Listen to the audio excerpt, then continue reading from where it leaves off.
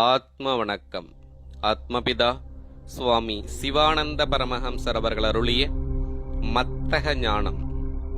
நம்முடைய உள்ளிலிருந்து வெளியில் வந்த ஜீவனை திருப்பி உள்ளில் கொண்டு போய் பார்க்கும் பொழுதுதான் சத்தியத்தை தெரிந்து கொள்ள முடியும். அப்பொழுதுதான் ஞானம் உண்டாகின்றது. அதற்கே மத்தக ஞானம் என்று சொல்லுவது. இப்பொழுது உலகத்தில் அவ்விதம் செய்யாமல் வெறும் புத்தகத்தை மட்டும் படித்து புத்தக ஞானம் மட்டுமே இருக்கின்றது. அது பொய்யாகும்.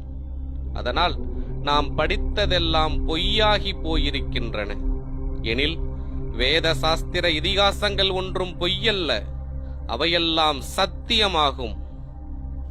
அது எப்படி எனில், மேலே சொல்லியபடி அவனவனுடைய ஜீவனை உற்பத்தி ஸ்தானமாகிய மத்தகத்திற்கு கொண்டு போய் சத்தியத்தை அறிந்தவர்கள் எழுதி வைத்திருக்கின்றவையாகும் வேத சாஸ்திர இதிகாசங்கள்.